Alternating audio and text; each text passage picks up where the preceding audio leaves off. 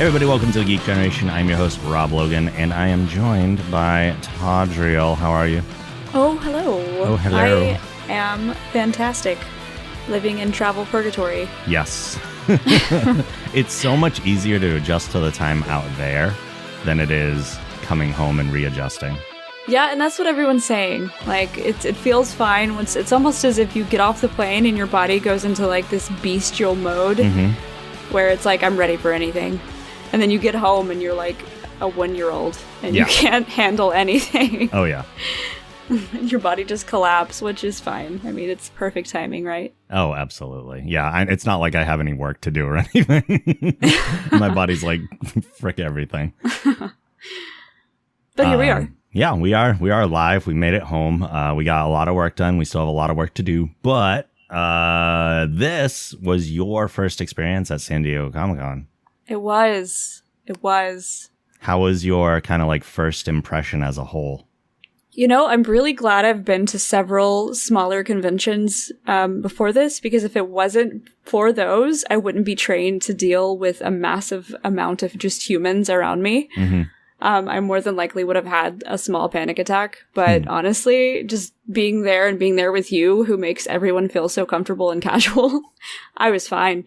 I loved being able to just people watch and enjoy the con through other people. Mm-hmm. It was super enjoyable for me. And then just getting to the panels that we got to go to and doing the interviews and working hard on the stuff that you and I, really love. Yeah. Was magical. And doing it kind of with you and learning about the things that you love so much and why you love those things. Yeah, that was a treat. I am a bit of I'm a professional, but I am a bit of a child at cons. Like, I do get. Which was fantastic. Like, you kept, every time we would turn the corner when we were in the hotel getting ready to do interviews, you kept saying people's names that I had no idea who they were. I was like, oh, that's a person that you know and love. And you're like, yep, mm-hmm. I'm like, oh, where's Troy Baker? That's all I kept doing. But that, I think, was really, that was great. I don't expect everybody to know, like, the producers and writers and stuff behind all the little things. Right. Which, I mean, of course, when you love things, you know those people. Right. So, yeah, to kind of go through that with you and to get introduced to some things that I've never really been introduced to was quite lovely. And Spider-Man. I mean, I love Spider-Man. Of course, Spider-Man, yes. So we're going to go day by day, kind of talk about the things that we did. There are some things that, like, I didn't take notes the way I always do. So there might be things that are out of place as far as when they happened. But I wedged things in where I think they took place as best as I could. So Thursday, we both got in on Wednesday night, so we couldn't go to preview night. So we started our day off on Thursday. We got a little bit of a delayed start, which is one of the reasons that I didn't want to schedule a Thursday morning thing, because it was your first time there. I was getting in later than I normally do. So I just knew we would be kind of like on half engines as we started the day. Right. We did find a nice little coffee spot that I never really went to before. We did, and we went back to it every day. Yeah. It was like our start spot every day, which was really lovely. Do you want to plug the location? I do. Yeah. Well, Spill the Beans? Yeah, Spill the Beans. Spill the Beans has lovely human beings that work there. They were all nice every day. I lost my lens cap there, sadly. Oh, that's right. Yeah, but yeah, we started off there, and then I guess from there every day after we got our fuel, or I got my fuel, we ran up to the con, which honestly was perfect. Yeah, and the nice thing about it too, even location-wise, is it's right on Market Street for people that go either to San Diego or to the con in next year or in future years. There's a CVS on the next block over, so there's a good way to like get your coffee or bagels in the morning, and then if you need like waters and snacks and all that stuff, it's literally like a block over. So it's kind of like the best of both worlds to just like start things off. Yeah, I agree completely. So Thursday, we did our whole prep thing, and then we went to the con, the massive buildings everywhere. You've been to that building, but what was your kind of first impression at seeing like the layout of the gas lamp? I mean, it felt like nothing. I've been to San Diego before for TwitchCon like 2 years ago, and it was completely different, a much smaller experience. I thought there were a lot of people at that convention, and I obviously have no idea what that means.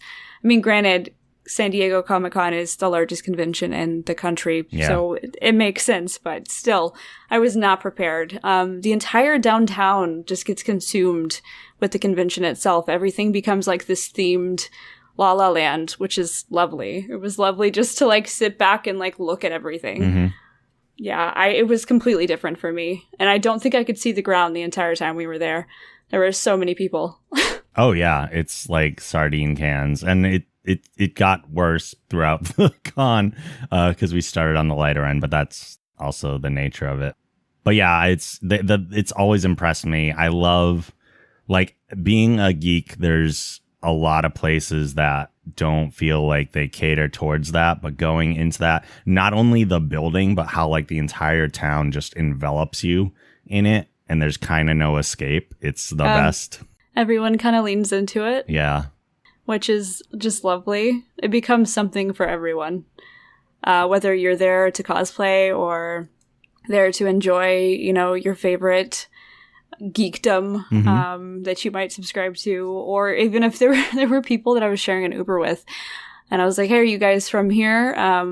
What are you doing downtown?" And they're like, "No, or yeah, we're from here. We're just here to people watch. We have no idea what's going on as far as the Comic-Con." They said the Comic-Con. But we're here to just like watch people. And I was like, that's amazing. I got that from a lot of drivers that I came in with. That they were all like, "Oh yeah, I'm gonna head down to people watch and stuff, but I don't really care about the con itself. I just want to." I'm like, okay, that's cool. I mean, I think they said something like 200,000 extra people in the city. Yeah.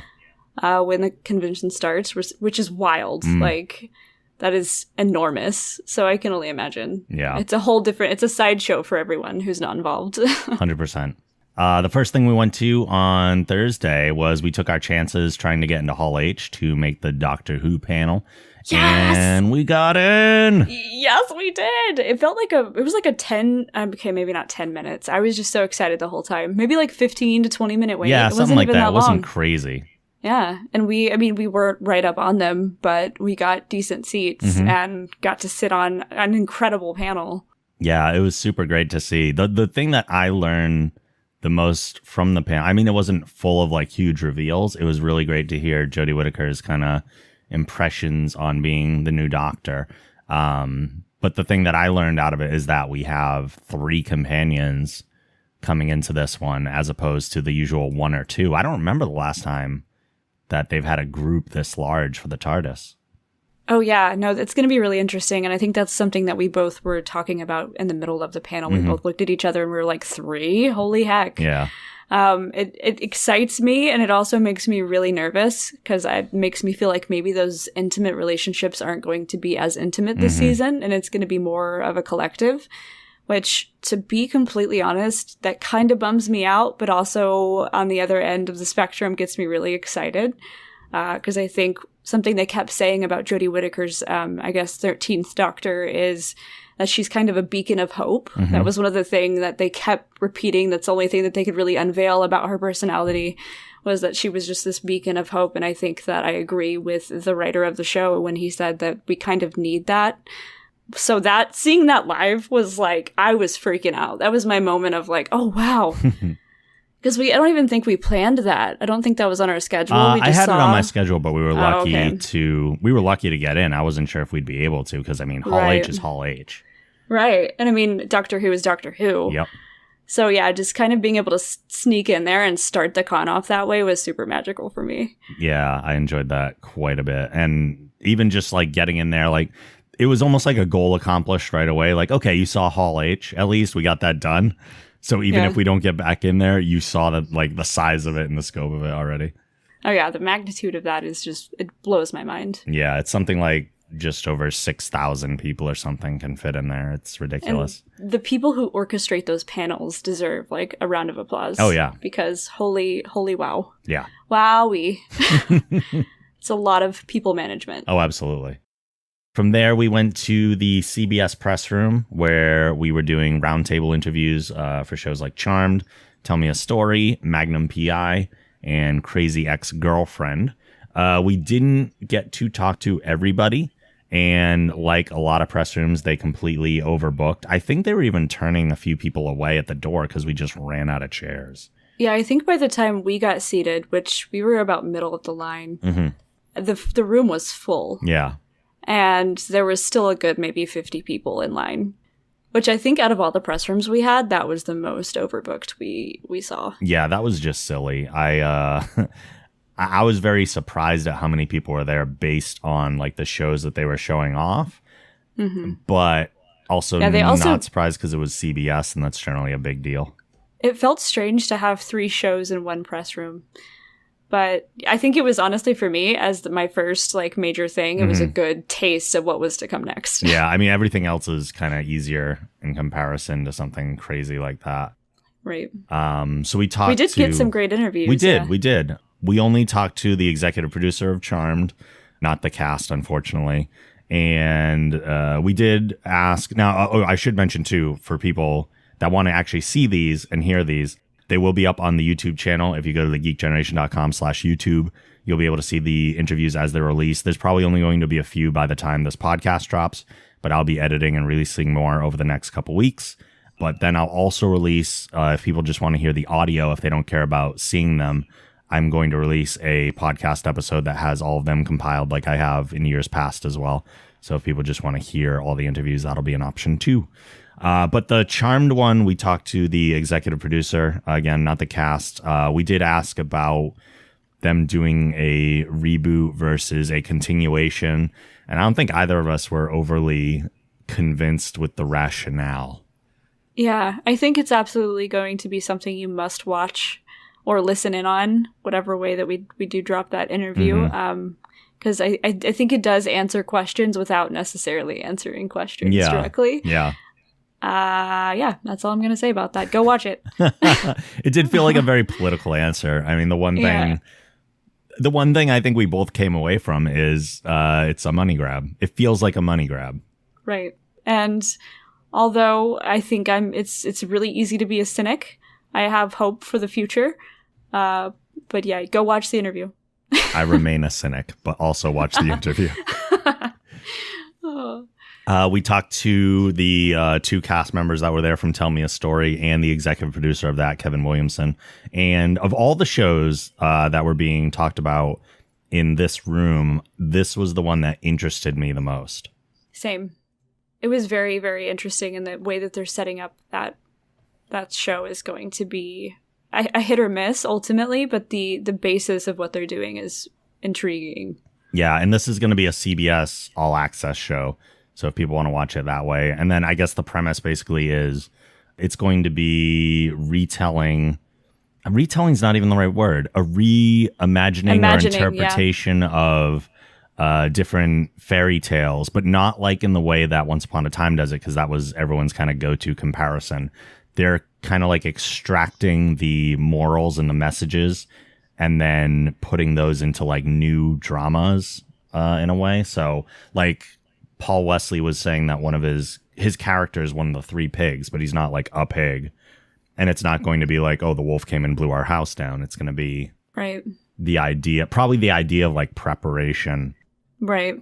My understanding is just the narrative base of those stories and making them more human. Something I believe the producer said was humanizing them and making it more adult. And then the one thing that kept being emphasized as well was there was no paranormal. Yeah, that was interesting. Which I think they're trying to be rooted in reality with these stories, which is really what excites me ultimately. Although I do love paranormal and magic and all of that, but I see where they would want to diverge from that. Sure. And maybe make it more human, and that I'm really excited about it. And I think he said it was going to be something that they tell a different story, or it's a weaving of several different stories all in one season, and then it completely restarts the next season with a new cast and new stories. Yeah, so he said like season 1, they'd tell 3 different fairy tales, and they'd all be somewhat interwoven, and then it's going to be an anthology series. So season 2, they have a completely new cast, completely new stories, and that's cool. I like that. I do as well. I think based upon what we know, the bones of it, it has, the makings of a great show. So I'm looking forward to seeing what happens with them. Same. They were lovely people to work to speak with as well. They were. always, I know, just people's impressions. It makes, so I've said in the past on like other shows and stuff that like coming out of a Comic-Con, coming out of interviews, you kind of become cheerleaders for certain people. I'm assuming you felt that as well. Oh, 100%. I've actually been watching The Magician since we've came back. Oh, really? I realized, so I went back and I told you that I think I watched the entirety of season 1, and I didn't. I stopped at a certain like spooky episode and I got too afraid and didn't go back. But I've probably watched like 4 episodes since I've been back. Yeah. And I've like a friend came over today and I was like, yeah, we interviewed that person and they were so lovely. And yeah, I'm so much more invested in that show now. And I'm planning on watching and running Van Helsing. I think absolutely. I mean, once you have intimate time with a person and you get to see them as a human, it gives you way more reason to kind of invest in something you may not have already been invested in. Absolutely. Magnum PI was another one that we talked about in there. We talked to 2 of the cast members and the executive producer of that as well. Again, it's not something I'm necessarily thinking that it needed to be rebooted, but the kind of explanation they gave us made a lot more sense. And the fact that it's been like a ridiculous amount of time compared to Charmed, it's like, okay, that's fine. Like, we live in a different world now than we did when the original Magnum PI came out. Right. And something he kept saying was, maybe my daughter can watch this and actually, have a connection to this and we can talk about that. And I completely understand that with this reboot.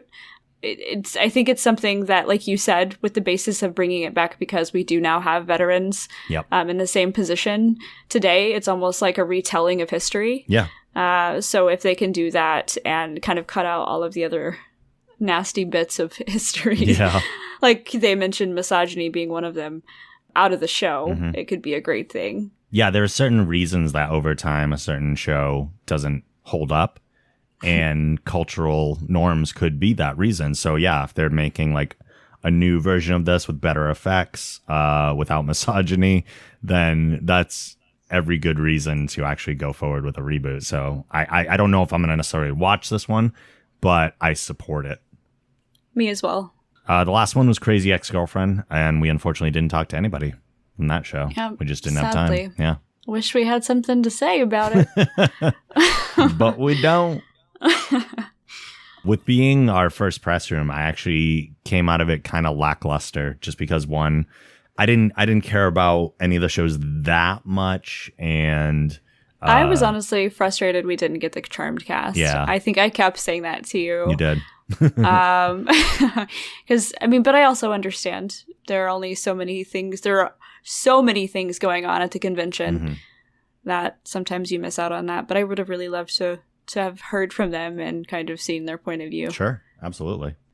I mean, I don't know how much they would defend or should defend. I mean, they took a job, and absolutely. I don't punish them for that at all. No. And it's not even that I wanted a defense or anything. Yeah. Just more of just tell me how you're feeling. Yeah, perspectives and whatnot. Yeah.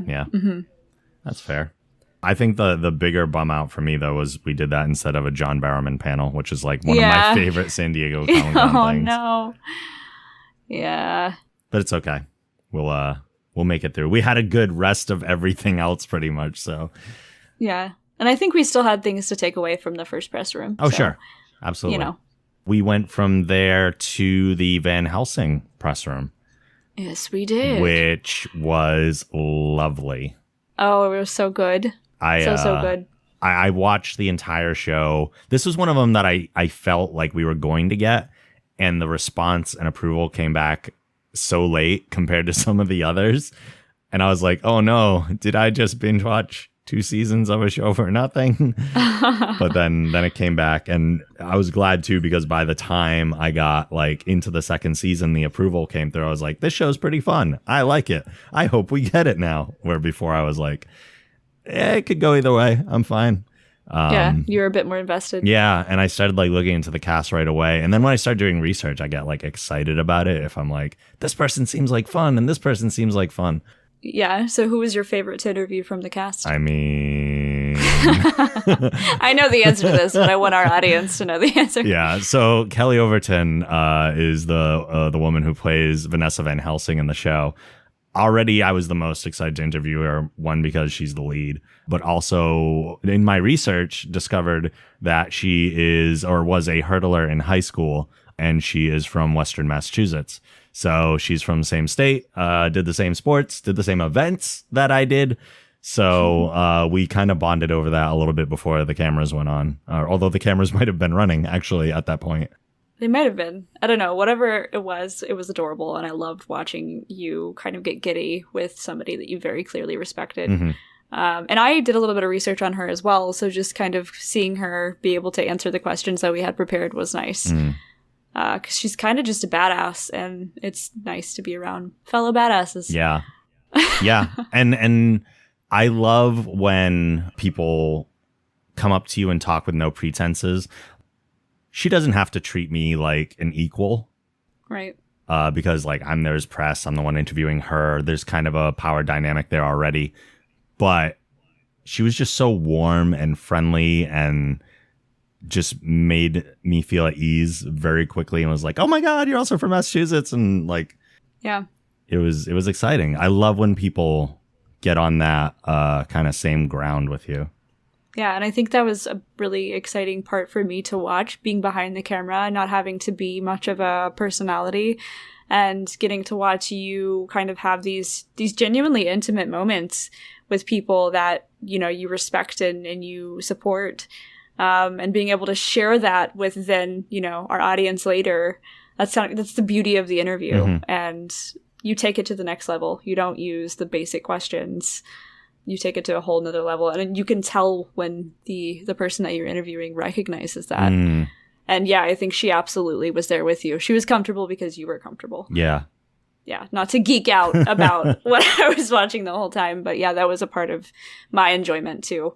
Well, I mean, that's a perspective I don't always hear, so it's interesting to me.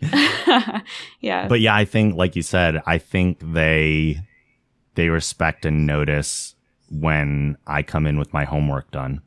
Oh, yeah. And they're generally excited to talk about something that not everybody else in the press line is talking about.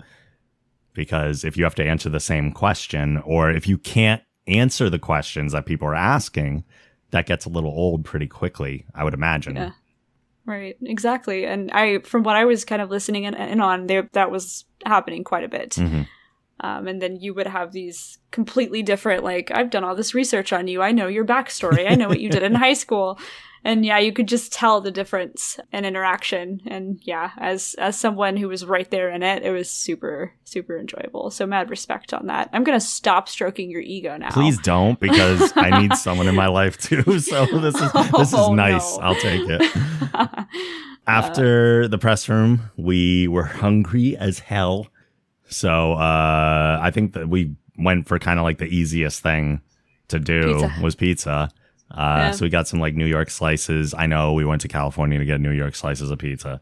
It was heckin' delicious. It was really good. I enjoyed it. We had soda and like shamed ourselves for it just a little bit, like collective shame. And yet felt we earned it at the same time. Because we did. We did. Because we earned that sugary nonsense. We earned it. And then we kind of just sat there at the bar and talked and talked and talked. Yeah, we had some bonding time. And we had some good bonding time. I don't think the audience knows that this is the first time you and I actually met as people in real life. Yeah, so yeah, there it is, ladies and gentlemen. And it was absolutely lovely. It was exactly what I was hoping for. I enjoyed it immensely. Pizza bonding time. Pizza bonding time to the point to where the owner was like shooing us out by cleaning our table, which was heckin' adorable. So instead of leaving, well, we left. But then we went and got ice cream. we continued the party to more sugar. They can't shoo us out of every restaurant. Yeah, we got ice cream and then continued to bond, which was great. Yeah, so Ghirardelli is like a yearly tradition for me at San Diego Comic-Con. So we took care of that like first night too, just in case, because you never know. And we were both what ice cream did you get the first night? I got cookie dough with milk chocolate hot fudge. Oh, right. Yes, that one. Yes. And I got the cherry. It was like black vanilla cherry. And it had like chunks of cherry in it. I was stepping outside of the box. I was feeling spicy. It was my first night of San Diego Comic-Con. I was ready to party and I got it. And I got it with caramel. It was fucking It delicious. sounds great. Like, I've wanted it since I've come back every day. Oh, Yeah. if only. I don't know. I've never seen another Ghirardelli ice cream shop, but they must be around. I think we have one in the city, but I Really? feel like I'm going to have to, like, dig for it. Yeah. Mm. I think we have one. I think. Well, you're closer than California is, so. It's true. It's true. Friday, we attempted to start our day with the Young Justice Outsiders panel and waited how long? Like maybe an hour. I don't know. We were having good conversation. We are. We met a really nice lovely guy gentleman in line. Yeah. Yes. And we chatted up him the whole time.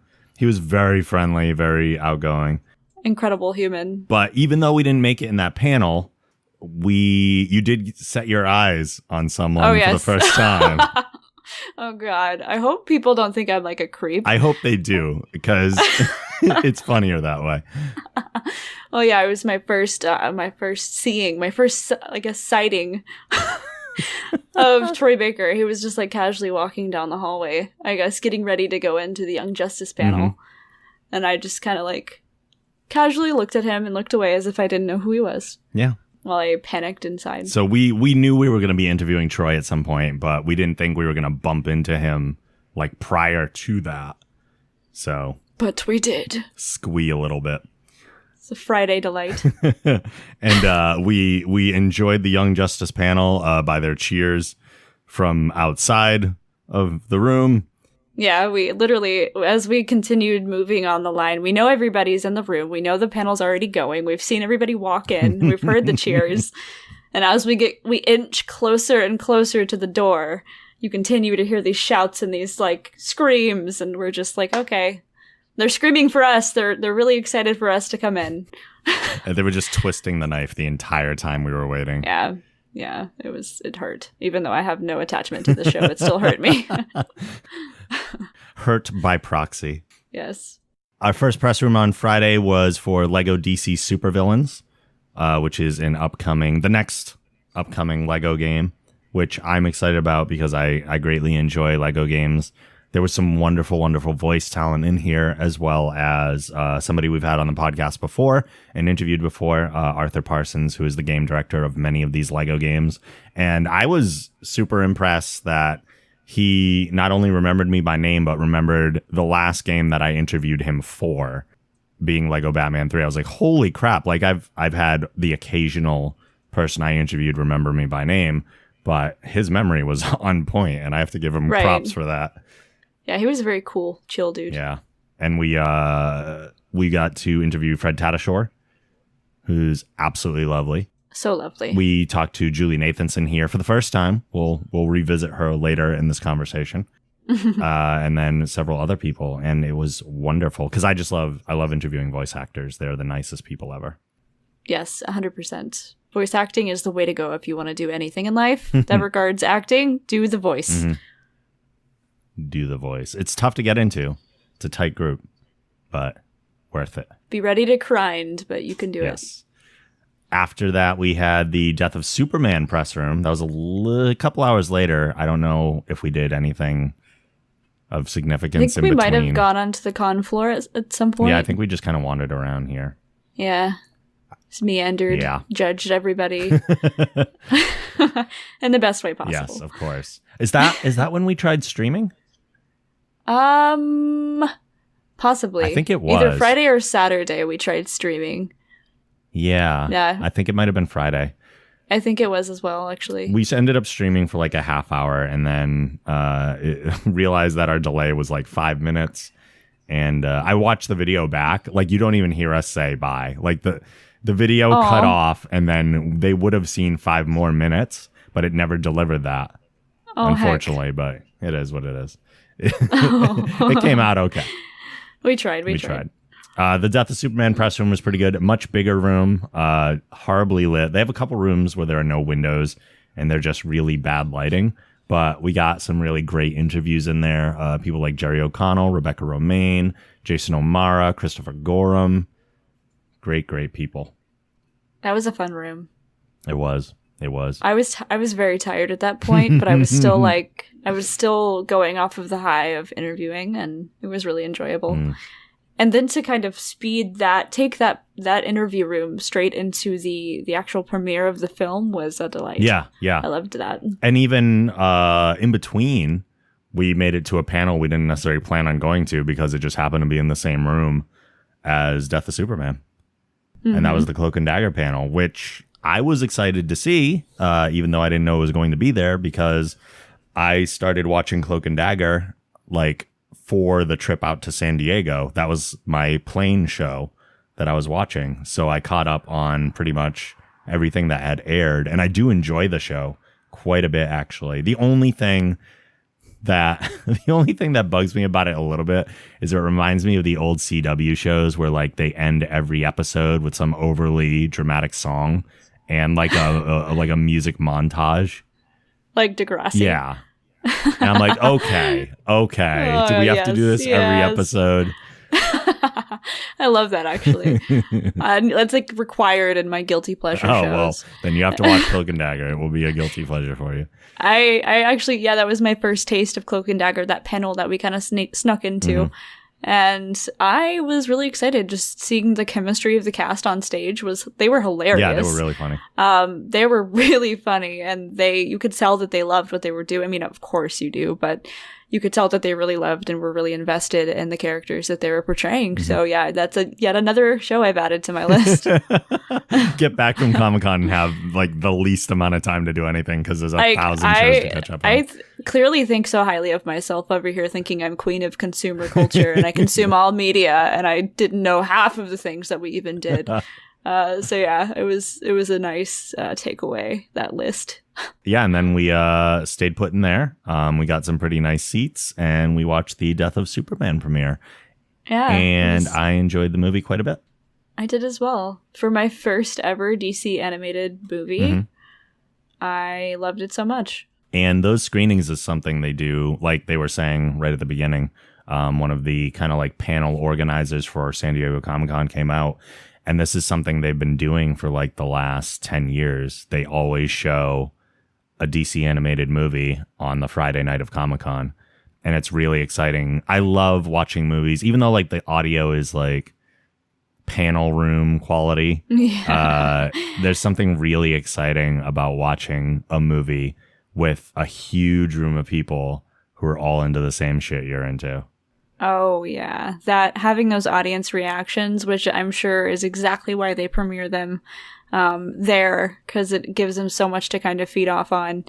But yeah, having those reactions, especially when the dialogue was super cheesy and like very expected dialogue, and having everyone around you laughing their ass off, that was lovely. I loved it. I always rewatch the movies that I watch at premieres. I'll watch them by myself to be like, okay, now let's watch the movie and see how it actually is, because it's like a heightened experience watching it with that group.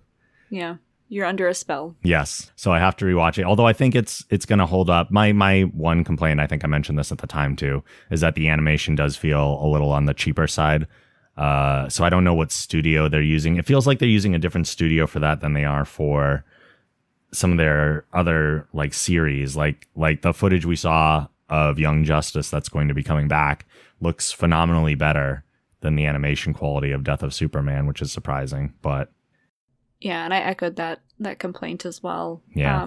I still believed in the characters, and it didn't change my believing of the narrative. But yeah, I do kind of want to see better, especially because we've had better decades ago. So it would be nice to kind of match the times. But I'm sure also like we're coming from a point of we don't know everything behind the production. Oh yeah. And exactly what their budget is. So yeah, I mean, although I'm not super happy with that, the narrative and just caring about the characters that they clearly took time on, which we don't even see in the live action films from DC. Very true. So yeah, for me, I was just like, I think I was in shock our entire walk out of the convention center. I was just like, why was that so good? Yeah, especially in comparison. Yeah, I'm definitely a fan, and will definitely, that's another thing added to my list, are all of the DC animated movies. I can't wait to see your watch list after all of this. Yeah, it's a long one, as it should be, I guess. There should just be subsequent podcasts called Todd Catches Up. Todd gets her shit together. Yeah. TM. But I'm also more excited about the sequel that will be coming out to that. So this is the first of a two-parter. They're doing The Death of Superman this year. And then next year, they're going to release Reign of the Supermen, which is a story they have not yet adapted for animation in any form. And I love that story. And yes, they are doing, they're doing 4 DC animated movies next year instead of just their normal 3.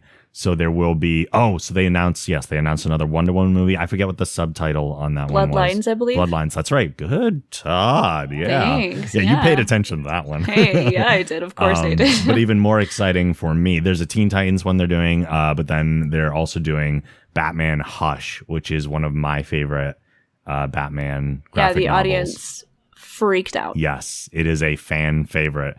Partially because, not only because Jim Lee did the art on the book, but also because it incorporates like the entire Rogues Gallery. It's got Superman in there. It is chock full of goodness, and it's a great story on top of all that.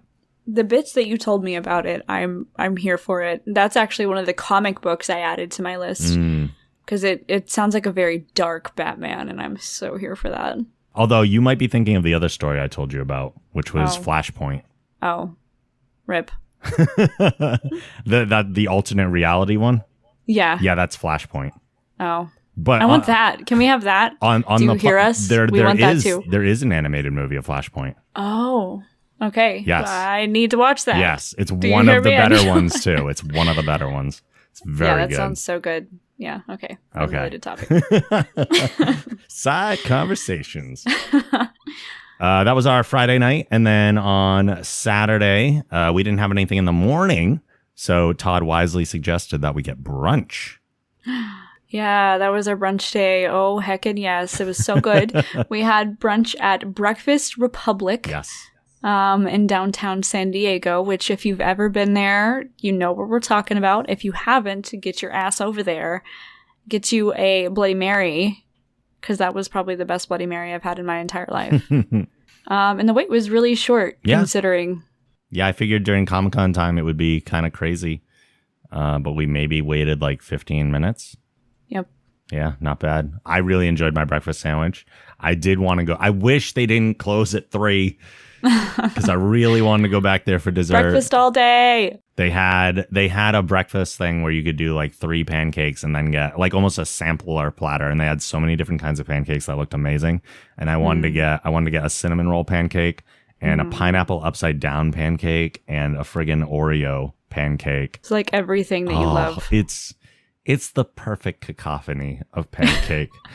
And unfortunately, I wisely, I think, opted to get just a breakfast sandwich so I wouldn't be weighed down and feeling awful all day. But yeah, I think that was a very smart decision on your part. It is. Eggs. We had eggs. I still dream about those pancakes, though, that I never had or even saw. Feels bad. Feels bad. We'll have to find a way to get them. It's like one of my 2 Comic-Con regrets, that and the John Bowerman panel. If I could eat those pancakes while watching the John Bowerman panel, if only. Life would be perfect. It would be. The things we give up. I think it was also on Saturday when we first entered the con that we bumped into one Mr. Matt Mercer. Oh, yeah. That was the beginning of a really nice day. Mm-hmm. So we bumped into them, him and, Marisha? Marisha Ray. Yeah, they were on the con floor with, I think, a few other of their lovely friends. We only had highs for him and Marisha because we have problems, clearly. But yeah, we got a picture with Matt. He was absolutely lovely. And you guys actually bonded over Andrea, which I think was adorable. Oh, that's right. Because we were doing the Batman the Animated Series stuff later, and then he saw my shirt. Because I was wearing the animated series shirt. He was like, oh, that's a cool shirt. And I was like, hey, we're going to be interviewing the cast later. He's like, really? I was like, yeah. Kevin and Andre. He was like, oh my God, Andre is going to be here. And so he's like, yep, I'm going to go text her and do. We bettered his life in that moment. Yeah. You bettered his life in that moment. He bettered my life in that moment. Just 2 really lovely people, just as fantastic as you'd expect them to be. They're the type of people that greet you like your old friends. Yeah. This is as if we knew them. And after that, we played a game. We used our played press powers for the first time, really. Yeah, our press privileges were exercised in one moment and one moment only. Yeah. And that was Spooderman, ladies and gentlemen. Yes, we played, what was it, like a 15-minute demo of Marvel's Spider-Man that's coming out for PS4, the Insomniac game. I'm happy to report it is amazing. It is incredible. It is everything that you wanted and more. I mean, the internet is never pleased, so I'm sure some people will hate it. But just based upon the games I played while I was younger, when I played Spider-Man 2, they pulled the elements that you love and you recognize while making it a very obviously like 2018 game. Yes. So the graphics were incredible. Swinging felt exactly the way that it should, although you had a bit of a complaint with the swinging. I thought it felt a little slow.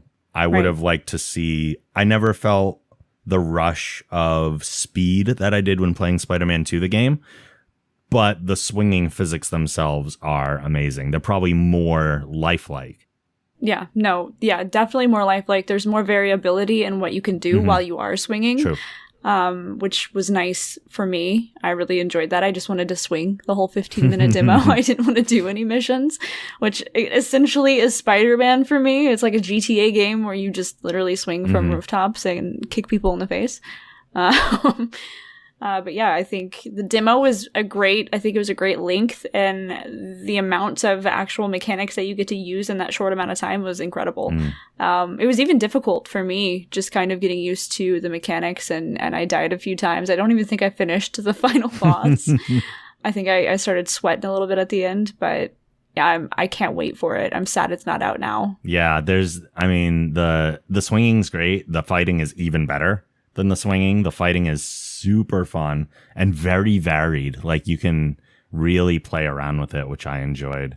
And I think that we kind of just unlocked a very base level of what that game is going to be, which is really exciting. Yeah. I know there was a lot of fear when the trailers and the gameplay was originally showed, that they were like, oh, there's just going to be a ton of QuickTime events and cutscenes.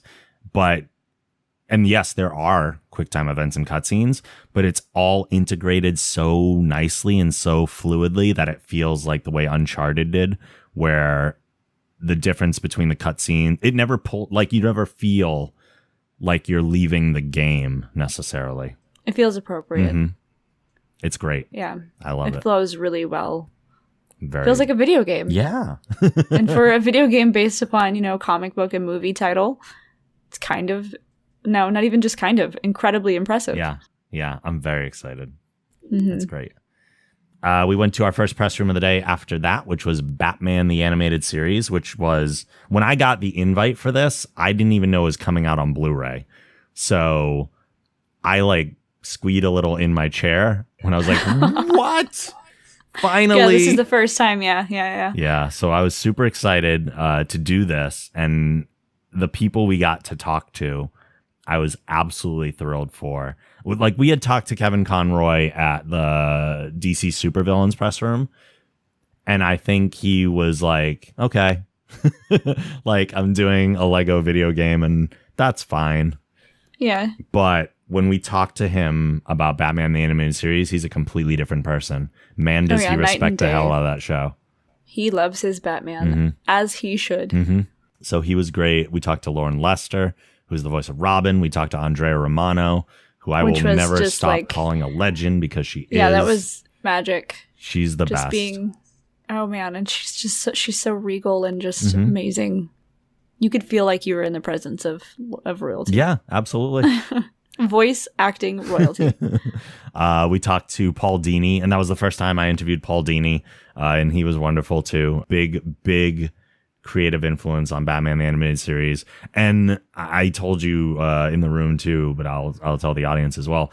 Being in this room for me felt like being back in my childhood in a way, because there is nothing on the face of this planet that has shaped me more as a person as Batman the Animated Series did.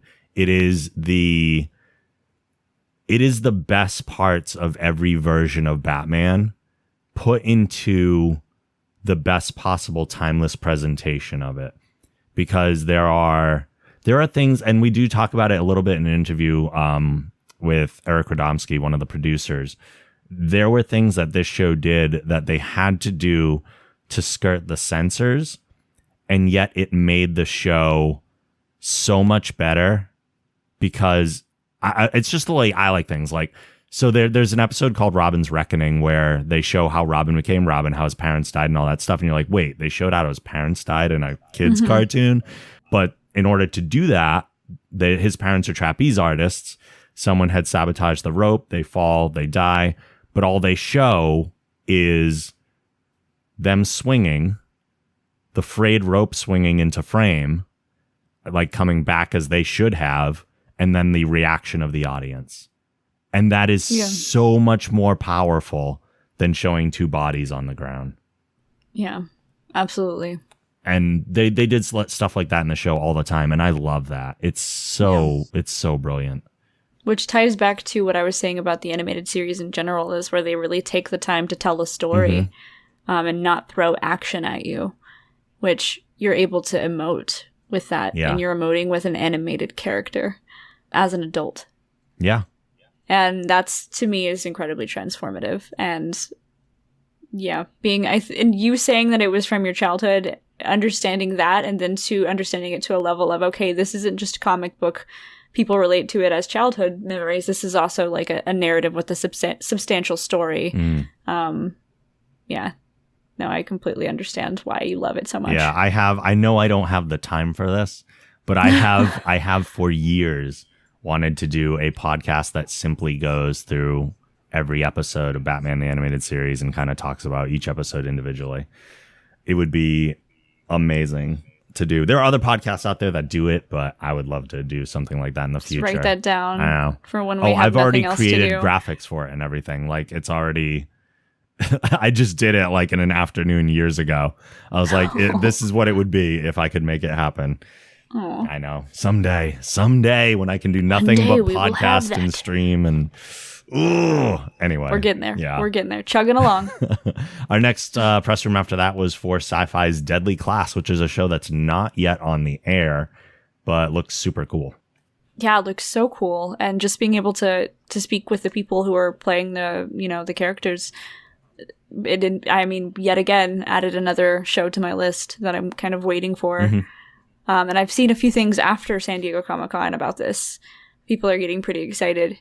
I'm looking forward to Deadly Class. Yeah. So we had roundtables for this one too. So we won't unfortunately have like the one-on-one interviews that we normally do, but we'll present in one form or another our information from the press rooms there. And everyone we talked to was lovely. We didn't talk to everybody again because it was another overbooked stuffed room. Yeah. We did get the main people from the cast. Oh, we didn't get the lead. Leads. Oh, we didn't. We did not get the lead, but we got a lot of the other people. Oh, right. Okay, yeah, we didn't. He was on his own, wasn't he? Yes. Yeah. We had the Magicians after that, which you already talked about a little bit, but I freaking love this show. So I was super excited. And I had done a Magician's press room before, but I only got to talk to like John McNamara and Sarah Gamble, the producers. I talked to Lev Grossman, the author of the books, who wasn't at this press room. And I talked to Jade Taylor, who was not in this press room either. So we talked to pretty much everybody except for Arjun Gupta, who plays Penny. He just wasn't there. And then we didn't get to talk to Jason Ralph, who plays the lead in the show, unfortunately. But everybody else was wonderful. Oh, yeah. So many of them, so similar. So now that I'm going back and I'm watching this, so similar to who they are as people. Of course, they definitely take themselves and they transform themselves into their characters, and you can see a very clear difference.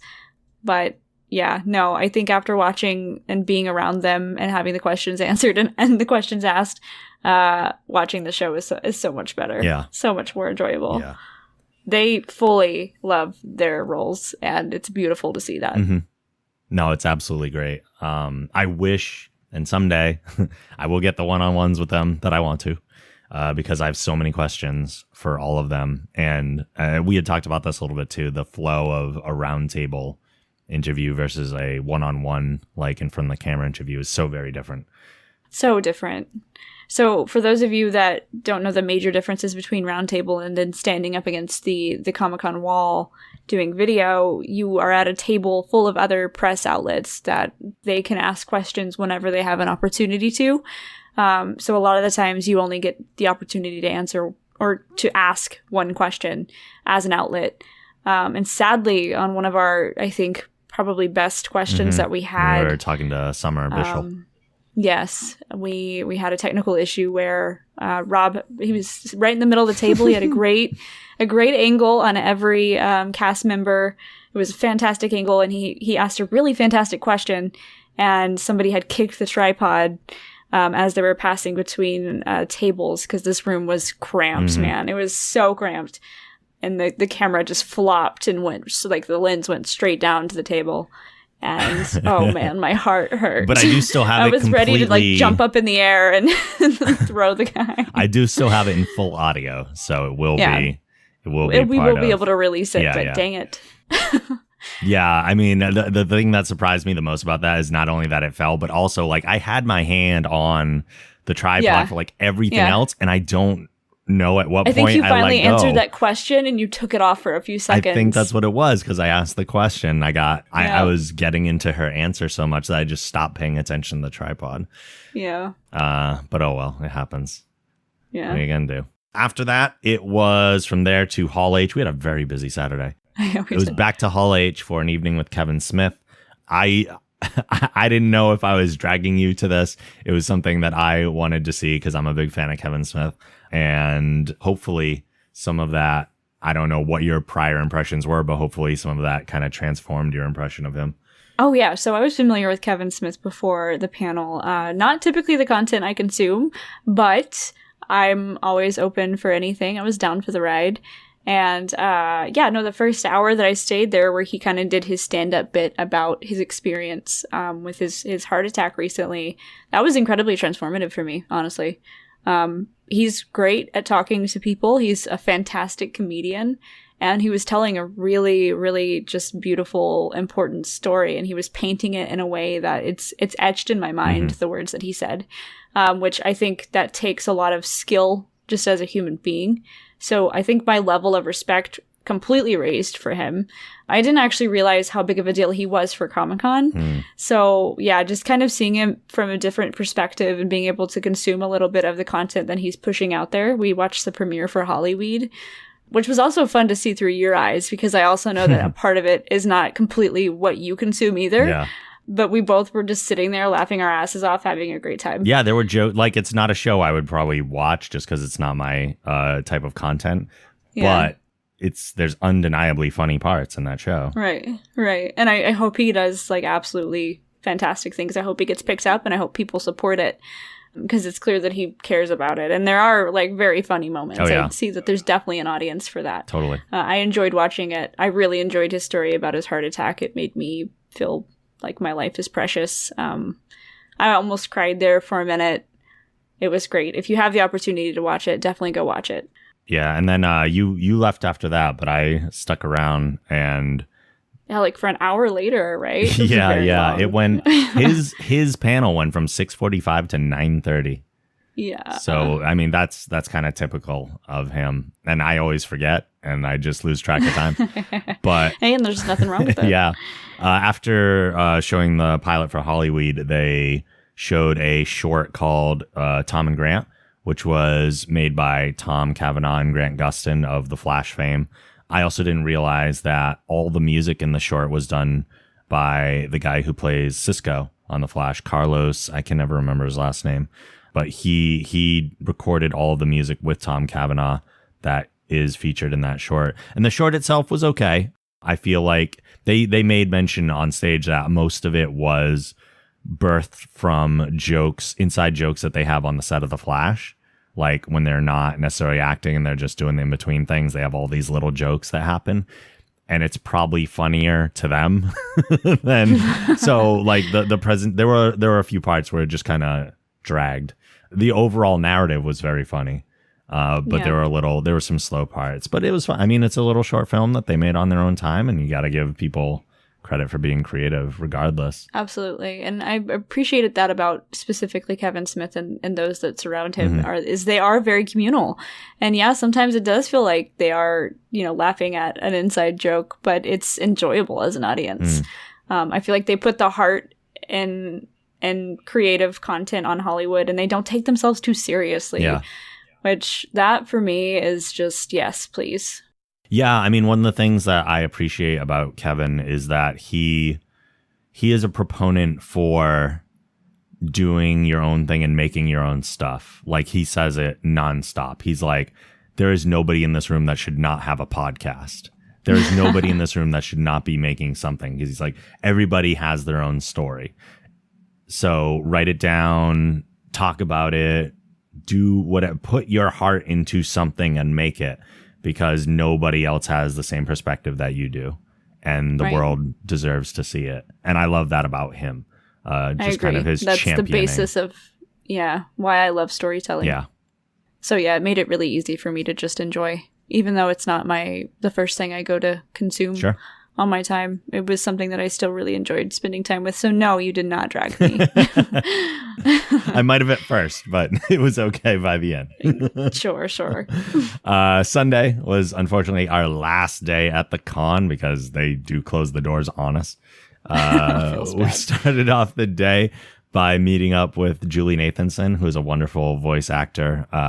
We met her at the Omni Hotel, and I was very excited for this.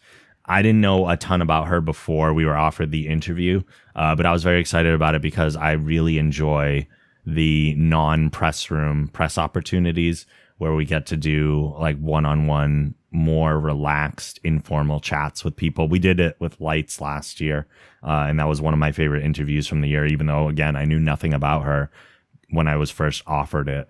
So we spent what I thought was 8 or 9 minutes talking. Turns out it was 15.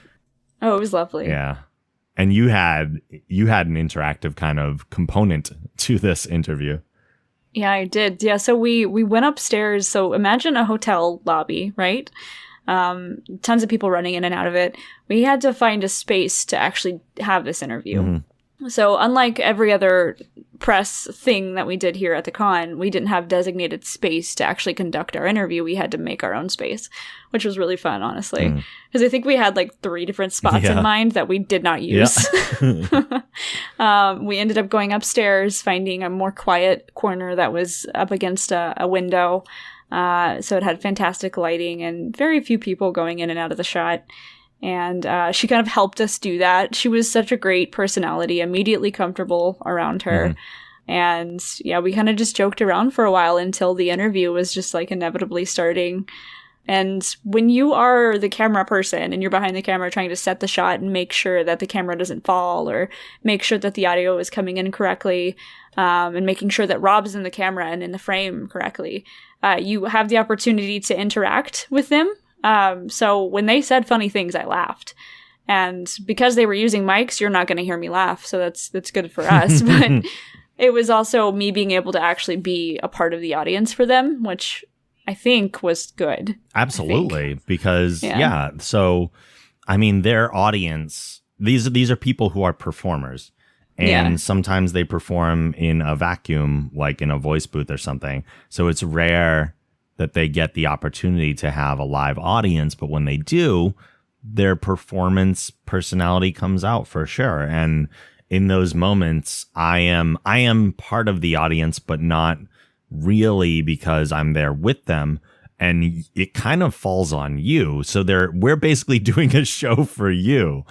Yeah. And I think she even made a comment of it. She's like, I loved how into the conversation you were and laughing at things, and she complimented you on it. Yeah, she did, which I was like, oh my god, thank you for noticing. I thought I was just laughing over here like a nerd, but yeah, no, it was nice, because I've done a bit of acting here and there, and I know what it feels like to just be looking at the fourth wall and having nothing, and having to imagine there be something. So yeah, I think I would even react really well to those little giggles, and she was fucking hilarious. Was. And if you haven't seen, hopefully we'll have it up, but if you haven't seen it yet, please go see the Julie Nathanson interview that we did in the Omni, because she was a hoot, and she could have gone on for days. It was her show, and I hope she does even better things in the future. Yeah. We could have kept going for a while, no doubt. No doubt. We were supposed to have an interview after that with Kari Wahlgren, the same kind of format interview. Unfortunately, Kari had a scheduling issue and couldn't make it. She had left. She had gone home. So she was done. Yeah, she was done. But of no fault to her whatsoever. That was just a scheduling issue. Things happen. Yeah, it happens. We then went to see Cass Anvar, who was recently on the podcast as well. And he was also just as lovely. We didn't get as much time with him. There was a bit of a time crunch. I didn't think we would have much more time than we did anyway. Right. But for anybody doing press at anything ever, schedule your shit. Yes. When they give you a time frame, tell them what time you'll be there. Yes. So there were a few people that were also pressed that had probably been there for close to 2 hours. And we came in and basically cut the line because they knew what time frame to be there, but they never scheduled it. I don't know why, but I scheduled my time, so we came in and... Yeah, just pro tip. Yeah. Schedule your time. Come in, get it done. But Cass was great. He's such a champion of the Expanse. He was kind of the front runner, leading the charge, get it renewed. And he is maintaining that position. And like he said during the interview, he has not seen he's never seen this kind of response to the show since people thought they had lost it and it's back.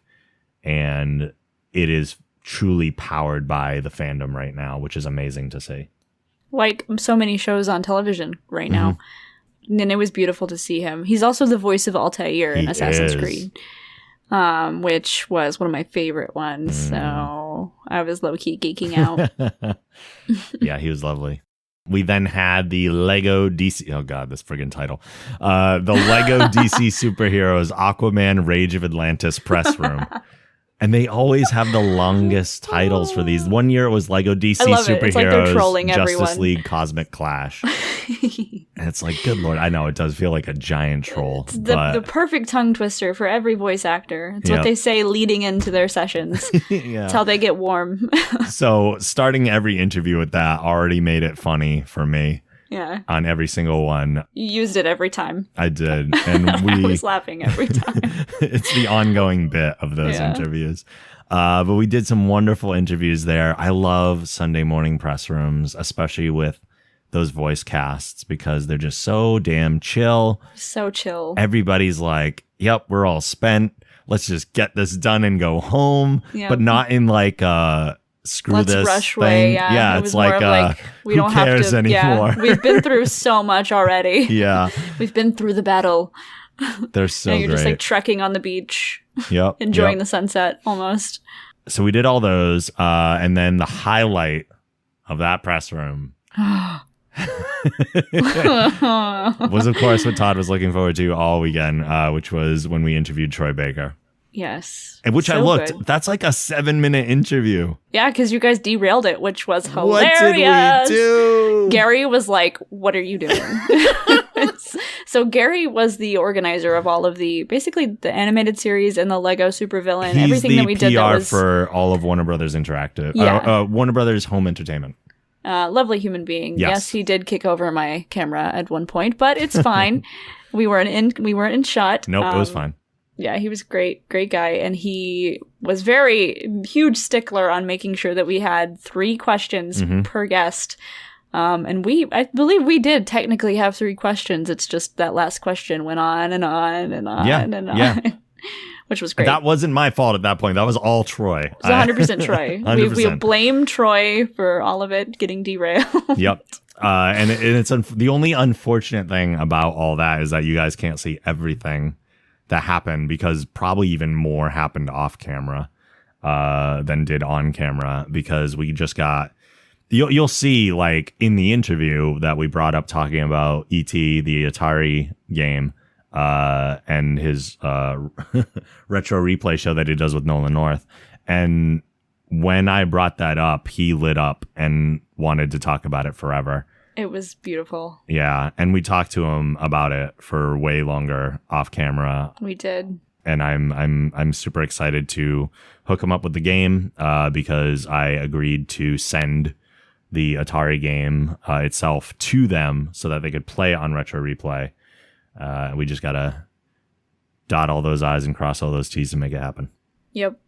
It was absolutely lovely. You guys know, anybody in the Geek Gen community knows how excited I was to meet him, which shockingly, the first time I was introduced to him was from Last of Us.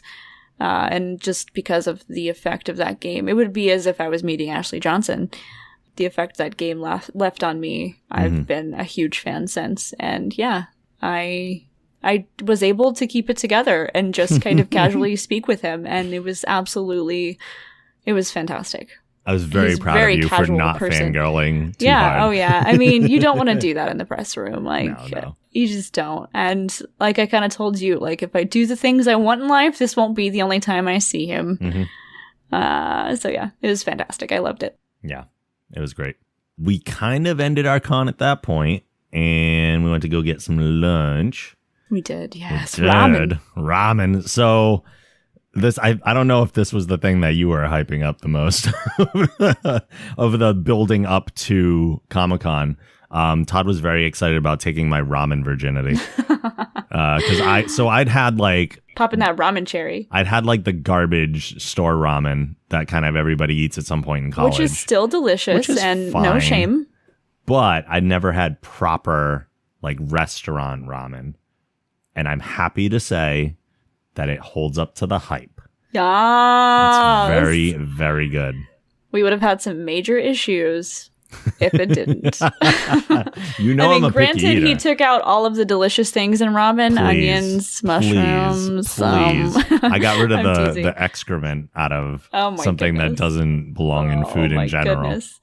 But I still had my egg, I had my pork, I had my noodles, And you like ate every last heckin' bit of it I'm too. the only one that finished mine. You are. Like, I still had a good little like soup, like a little like puddle of soup and noodles left because mine was spicy. And we had the pork buns beforehand. We did have pork buns. And that was you the loved first the pork bun I had. That was also great. Yep. You're welcome. You're welcome. Thank you, Todd. Yes! He trusts me with food. This is a feat, ladies and gentlemen. This is a achievement in the book of Rob. Major accomplishments. Major. Then we kind of, and we should say for people who don't watch the stream, you don't know who this person is. But we met up with one of our friends from stream, K Jedi. Yes, K Jedi, one of our programmers for the Wheel of Geek Gen. Yes, and we had never met him in person either. And he was wonderful and had ramen with us. And then we hung out with him afterwards. He got the level 3 spicy ramen, guys. He did. He's a spicy boy. Like, if you ever get to meet K Jedi, just give him mad respect. You can just tell him, level. I heard you're a spicy boy. We ended up walking around. You suggested we went to get ice cream. And then by the time we got to Ghirardelli, you say half jokingly, you wanted ice cream. And then by the time we got there and we got in line, you were like, I don't want ice cream anymore. I was like dying on the inside. I was so tired and so beat and so ready to like sleep by that point. I was already hooked in though, so I got loopy. Ice cream. Yeah, I got loopy, guys. You got a little Connery is what you got. I started making weird noises and voices, but y'all were laughing, so that's all that matters. It was funny. I was amused. It was enjoyable. And we tried going to Taco Bell 2032. Oh, man. So for people who don't know, there was an anniversary of Demolition Man going on. And they did what they call an activation. All those little like pop-up things around San Diego are called activations. I don't know if that's an official industry term or whatever. An activation? Yes. Let's activate the Taco Bell. They converted a steakhouse into the Taco Bell from Demolition Man, because in Demolition Man, all restaurants are Taco Bell.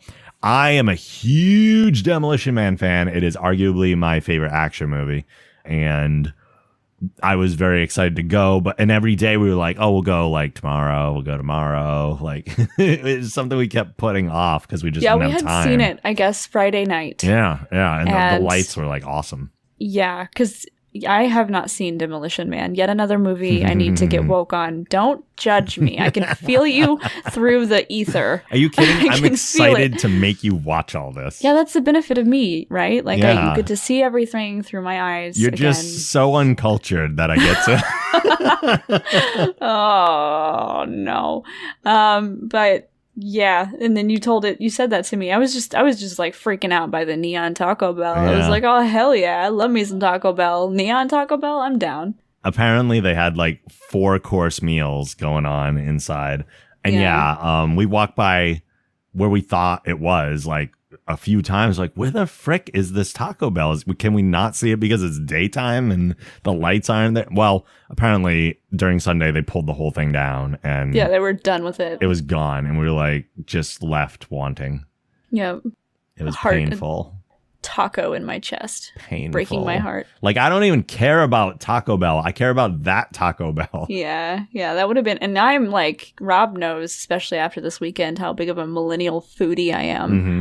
Man, it was such a missed opportunity. You could have gotten so many Instagram pictures. Could have got so many Instagram pictures. Like, what? Oh, it hurts. With the neon lighting and everything. Yeah, no, seriously though, I was super excited about the idea of having like an actual like dressed meal from Taco Bell. Right. That's hilarious to me, and I needed that. Yeah. Oh, well. The We'll have to things live you miss. vicariously through the internet's experiences. Yeah, heckin' frick. Then you had to head out and met up with some of your friends that you were staying with. I did, yes. So my birthday is soon, and I was lucky enough to stay with some close friends of mine in San Diego, so I didn't have to pay for outside staying, like a hotel or an Airbnb. And they were using me on Sunday to celebrate my birthday. And it was lovely. We had dinner with each other. We didn't have any intimate time together the entire weekend I was there sleeping on their couch. So we had dinner and we ended up just playing games together, which these are friends that live in California that I very rarely get to see. So playing like Crash Bandicoot for hours was everything I needed at the end of my Sunday. I missed you and I missed Jedi and I sadly missed a few other friends, but I'm very glad I got to dedicate some time to them, especially seeing as how they were sharing their house with me. Mm-hmm.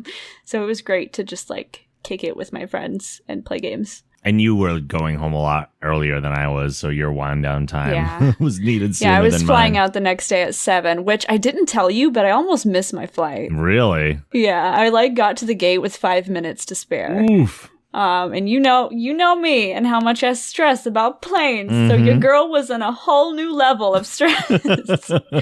But once I got there, everything was fine. I calmed down, and yeah, I actually had zero stress about that flight once I got on the plane. I was like, good. you know what? If I die, I die. It's all over. I met Troy. Nothing else matters. Yeah, exactly. I ended up continuing to hang out with Jedi. We drove around for a bit. And then we met up with another one from our Twitch community, Piggy Supreme, who lives in San Diego. So we ended up we met up at a coin op. We had walked by it at a couple times, that coin op arcade bar thing. Yeah, that one I was like, I want to go to there. Yeah. We went to there. Actually, not that one, though, because we were going to meet there, but there was another one closer to where she lives. So we went to a different one. There's more than one. What? Yes. So we ended up going to that one. And then at some point, I was like, my other tradition, because all my traditions for San Diego are food based. My other tradition, aside from Ghirardelli, is getting in and out at some point while I'm at the con. And I hadn't done it yet, and I was leaving on Monday. So they were like, okay, let's go get in and out. So we did that, and I got my burger and some fries and all those things. And it was wonderful. So I also share that tradition, right? Mm-hmm. And I was so enthused as I landed on Thursday or Wednesday night. And they had an In-N-Out literally like right next to their home. And I got In-N-Out the first night, but we ended up like talking until midnight, which technically was 2 for me. Like, and I had a burger sitting on the table, and I was like, okay, I'm not going to eat this at technically 2 a.m. I can't do that before a day. My first like day, I had to be up at like 7. So I ended up throwing my In-N-Out away, and I'm very sad about it. Although Houston is getting an In-N-Out soon. Oh. Yeah, so there's already one in Austin. So I kind of get a taste of it every once in a while. So you're gonna have an In-N-Out and a Ghirardelli? Yeah. So when we hanging out, Todd? Not that I want to use you for your food or anything. I'm like a 3-hour less of a flight.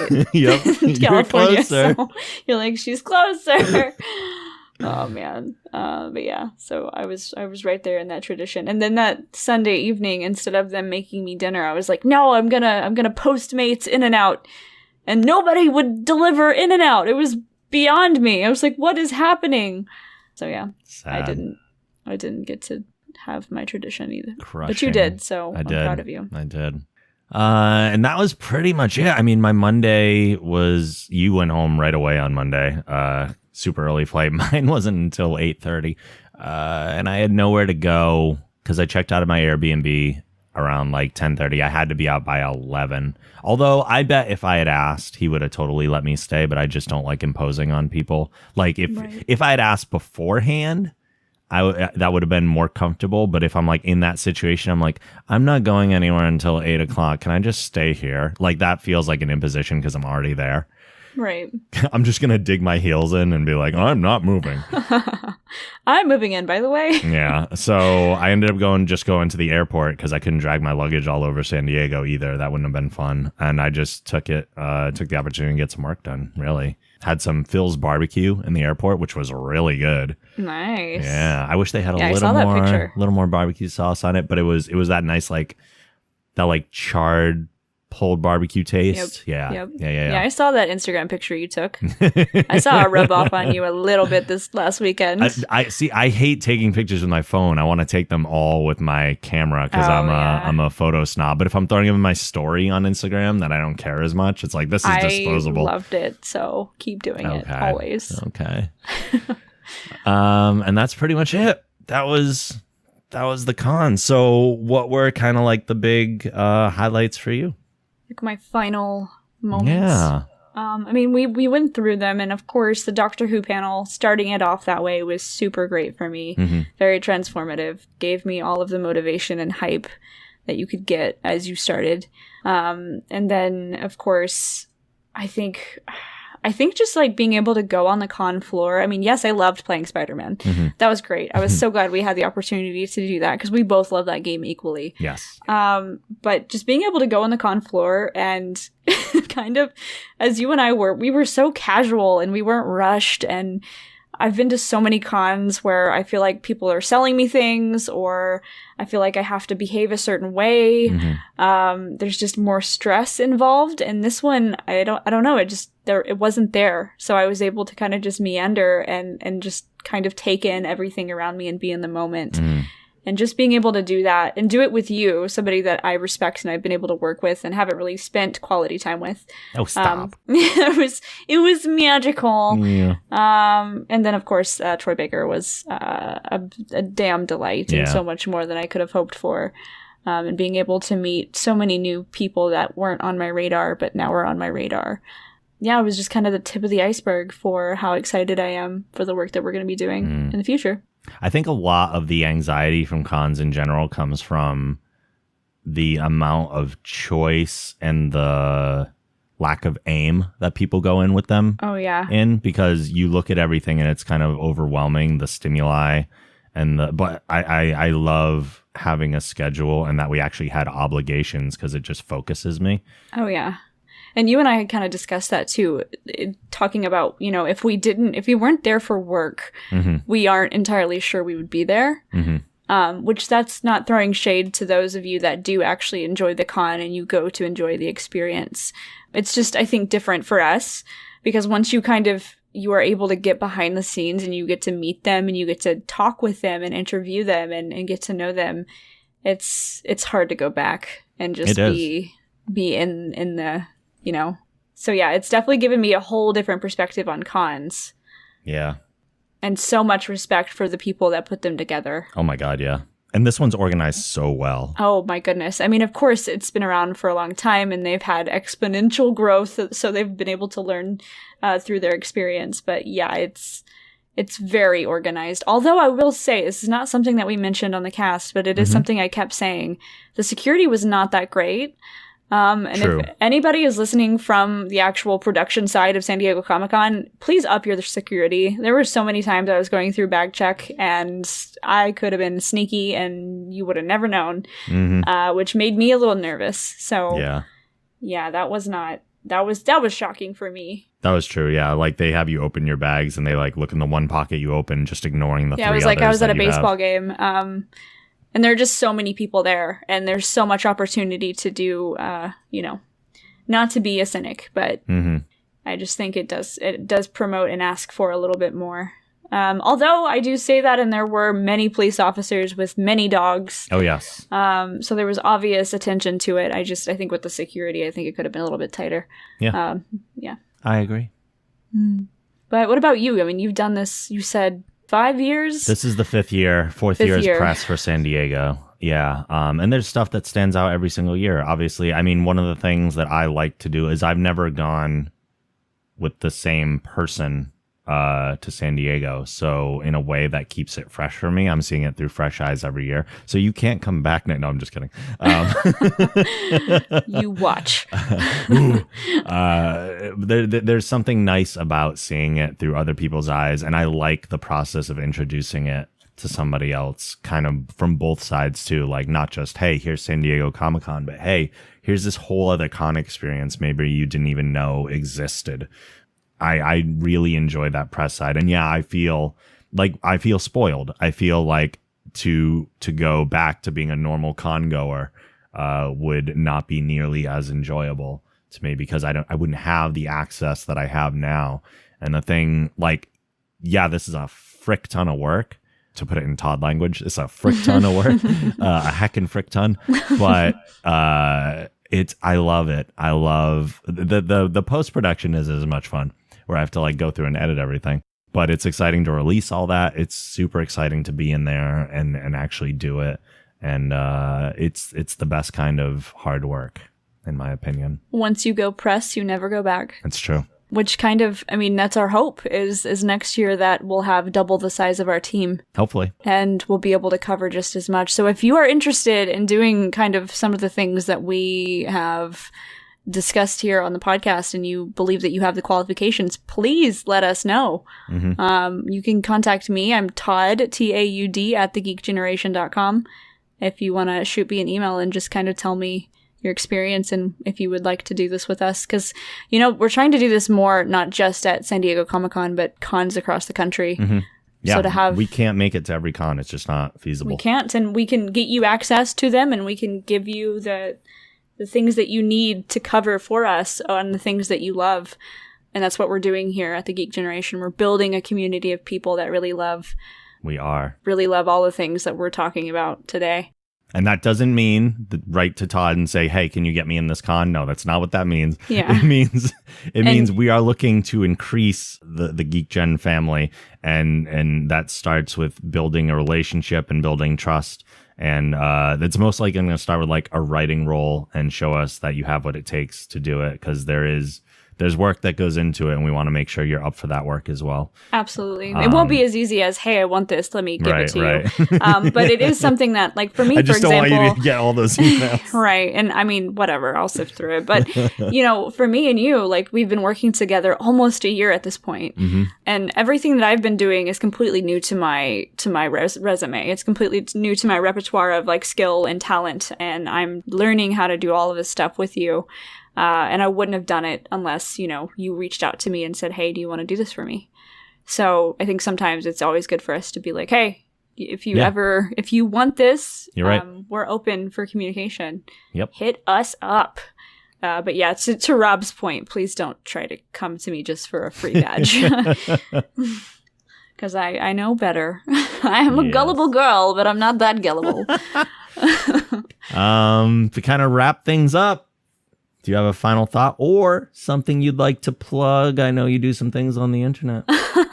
Well, thank you, of course, for wanting me to come with you and being so lovely in person and just a genuine friend. Not only are we professional with each other, but you're a good friend to me. So thank you. And, Thank you.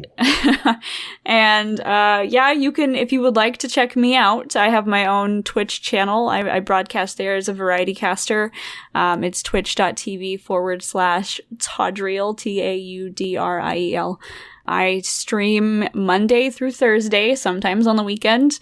I play games like Rainbow Six Siege. I like narratives, and I have a lot of opinions, like you learned today. So if you like that stuff, come find me. Opinions are necessary for being on the podcast. It is a requirement of entry. For everything else we do, head on over to thegeekgeneration.com. If you use iTunes, please rate the show and write a review. We always appreciate those. Nothing powers our the way we're shown on iTunes as much as reviews do. So those are very important. Watch our live events over at twitch.tv/thegeekgeneration. That is our event channel. But you can also follow my personal Twitch channel at twitch.tv/TheRobLogan, because everything I have must start with the. You can send emails to podcast@thegeekgeneration.com. And as always, the show theme is provided by Machine Supremacy. A link to their site can also be found on our site. We'll be back soon with more geeky stuff for you, and we will see you then. Later.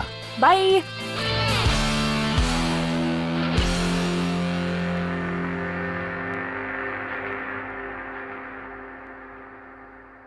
Make it so.